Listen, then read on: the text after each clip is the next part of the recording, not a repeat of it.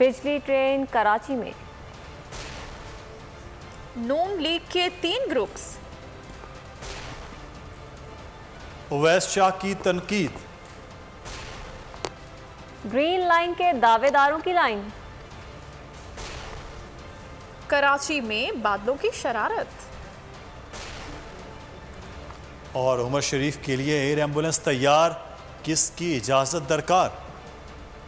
ये सब खबरें होंगी बुलेटिन का हिस्सा। आगाज में खबर शामिल करते हैं। वजीर आजम इमरान खान कहते हैं कि मुल्क की खातिर वफाक को सिंध को इकट्ठे होकर चलना पड़ेगा। बंडल आइलैंड का फायदा सिंध को होगा। बाहर से लोग पैसा लगाने को तैयार हैं। वजीर आला सिंध अपने मौक़िफ़ पर नजरसानी करें। सर्कुलर रेलवे के संगे बुनियाद की तकरीब से खिताब में कहा कि कराची दुनिया से इन्वेस्टमेंट छीन सकता है।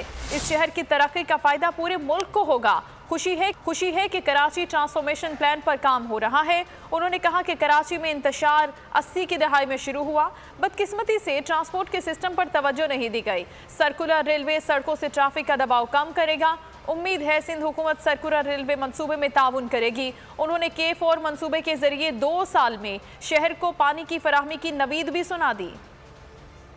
वज़ीर आज़म एक सूबे में नहीं मुल्क भर में यकसा तरक्की के ख्वाहां हैं। इख्तलाफात के बावजूद कराची की तरक्की के लिए वफाक और सिंध ने मिलकर फैसले किए। वफाकी वज़ीर असद उमर का तकरीब से खिताब। कहा वज़ीर आज़म नवंबर में ग्रीन लाइन प्रोजेक्ट का भी इफ्तिताह करेंगे। K4 मनसूबा 14 अगस्त 2023 तक मुकम्मल कर लिया जाएगा। वज़ीर मनसूबाबंदी का कहना था कि KCR में गैर मुल्की सरमायाकार भी दिलचस्पी ले रहे हैं। कराची की तरक्की के लिए 5 बड़े मनसूबों पर पेशरफ्त हो रही है। PTI और नून लीग के बाद पीपल्स पार्टी ने भी KCR मंसूबे पर अपने नाम की तख्ती लगाने की कोशिश शुरू कर दी। सईद गनी कहते हैं 2004 में KCR का मंसूबा कराची के लिए सोचा गया था। वज़ीर आला सिंध ने मंसूबे को तेज़ करने के लिए इकदाम किए। यह मंसूबा बाद में CPAC में शामिल किया गया। सईद गनी ने मजीद याद दहानी कराते हुए कहा वज़ीर आला सिंध ने 3 दिसंबर 2016 को नून लीग के वज़ीर आज़म को ख़त लिखा था, लेकिन 2006 से 2016 तक ये मंसूबा शुरू नहीं हो सका। जो एक लेटेस्ट KCR जिसका मंसूबा कराची के लिए सोचा गया था 2004 में और उसके बाद 2006 में जायका ने उस पर काम शुरू किया, वो उस तरह की कोई चीज़ होगी। वफाकी हुकूमत ने 2004 में कराची में एक मास ट्रांजिट का मंसूबा शुरू करने का सोचा, लेकिन 2006 से लेकर 2016 तक भी जायका जो है इस काम को शुरू नहीं कर सका और मुख्तलिफ उसकी वजूहात थी और बाद में वो बैकआउट भी कर गए। चीफ मिनिस्टर सिंध मुराद अली शाह साहब ने 29 जुलाई 2016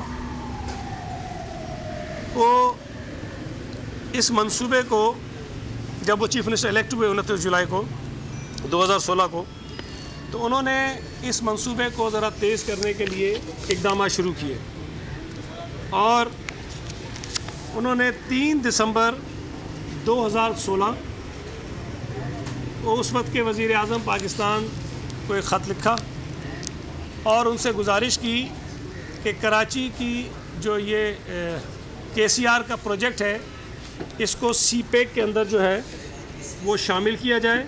ये साबित करती हैं कि सिंध हुकूमत ने KCR के मंसूबे को कितना एग्रेसिवली फॉलो किया है, लेकिन बदकिस्मती से जो वफाकी हुकूमत उस वक्त नून लीग की थी उसने भी आखिरी 2 बरसों में और उसके बाद जो PTI की हुकूमत आई उन्होंने भी इसको ज़्यादा अहमियत नहीं दी। कराची सर्कुलर रेलवे मंसूबा 3 साल में मुकम्मल होगा। ड्रैग रोड से मंगोपीर तक बिजली की ट्रेन सफर करेगी। रास्ते में कोई फाटक या सिग्नल नहीं होगा। ट्रैक पर अंडरपासेस और फ्लाईओवर बनाए जाएंगे। कराची सर्कुलर रेलवे का मंसूबा 3 साल में मुकम्मल किया जाएगा। ड्रैग रोड से मंगोपीर तक बिजली की ट्रेन सफर करेगी। रास्ते में कोई फाटक या सिग्नल नहीं होगा। ट्रैक पर अंडरपासेस और फ्लाईओवर बनाए जाएंगे। और कराची की ग्रीन लाइन बस के लिए दावेदारों की लाइन तवील होने लगी। तहरीक इंसाफ मंसूबे का क्रेडिट लेने लगी। नून लीग ने मंसूबा अपनी कामयाबी करार दे दी, जबकि PP से ताल्लुक रखने वाले स्पीकर सिराज दुरानी ने कहा यह मंसूबा तो सिंध हुकूमत का है। एक अनार 3 दावेदार, ग्रीन लाइन के दावेदारों की लाइन लग गई। कराची का बड़ा मंसूबा 5 साल से ताखीर का शिकार है। शहरियों को हर बार तारीख पर तारीख मिलती रही। 40 बसें आने से ग्रीन लाइन को ग्रीन सिग्नल मिलने की आस बंधी। साथ ही मंसूबे के क्रेडिट की जंग भी छिड़ गई। पीटीआई ने ग्रीन लैंड का क्रेडिट लिया। नून लीग बोली आप तो सिर्फ बसें लाए हैं। इंफ्रास्ट्रक्चर तो 2018 में ही बना चुके थे। दावों की जंग में तीसरे फरीक ने भी एंट्री दे दी। स्पीकर सिंध असम्बली बोले मंसूबा तो सिंध हुकूमत ने शुरू किया था। एक जानिब है क्रेडिट की तकरार तो दूसरी तरफ शहरी बदस्तूर ट्रांसपोर्ट के लिए हैं ख्वार। दावे दिलासे बहुत हो गए, सबको है बस ट्रैक पर आने का इंतजार। मेरी और हमजा की सोच मुख्तलिफ है। मरीम नवाज ने पार्टी में इख्तलाफात का एतराफ़ कर लिया। लाहौर में नून लीग के इजलास में खिताब में मरीम नवाज का कहना था कि हमजा शहबाज के लिए दिल से दुआ गो हूँ, बहुत अच्छा इंसान है, लेकिन हमारी सोच आरा और तरीक़ाकार मुख्तलिफ हो सकता है, लेकिन हम सब इस बात पर सिक्का बंद हकीकत और मुत्तफ़िक हैं कि हमारे घर और जमात का सरबरा सिर्फ नवाज शरीफ है। मैं दिल से शहबाज शरीफ की खिदमात की मोतरफ हूँ। आज ज़िंदगी बचाने वाली अद्वियात ब्लैक में मिल रही हैं। हमजा के लिए बहुत दिल से दुआगो हूँ, बहुत अच्छा इंसान है, खुदा खौफी रखता है।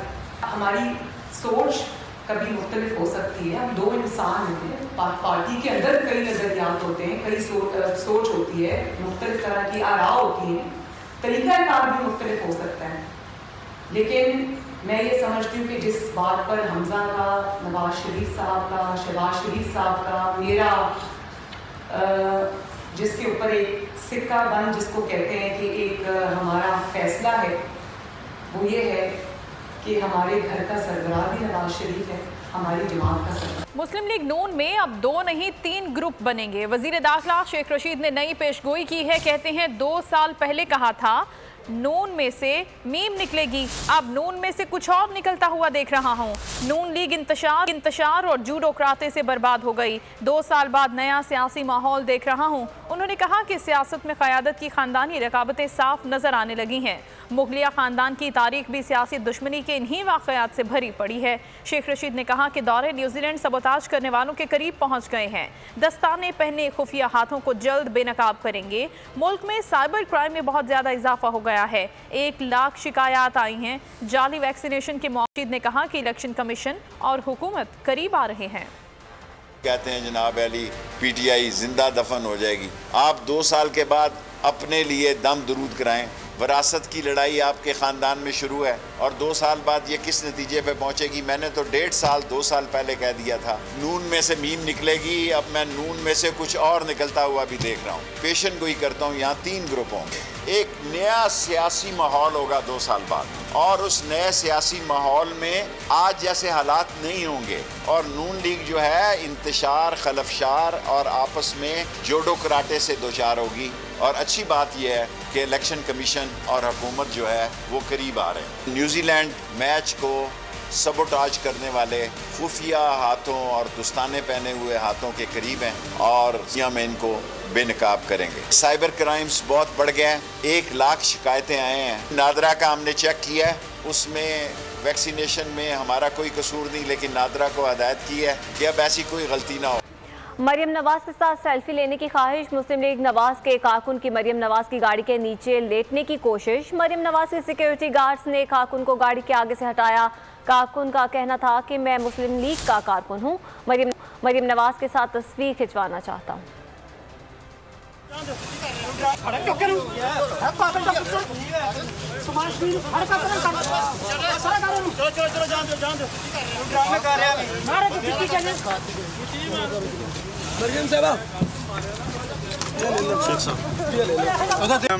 मैं मरियम से मिलना है। मैं बड़ा उनका ना सपोर्टर हूँ। तस्वीरें खींचता हूँ, उसके साथ तस्वीरें खिंचवानी थी। नाम क्या आपका?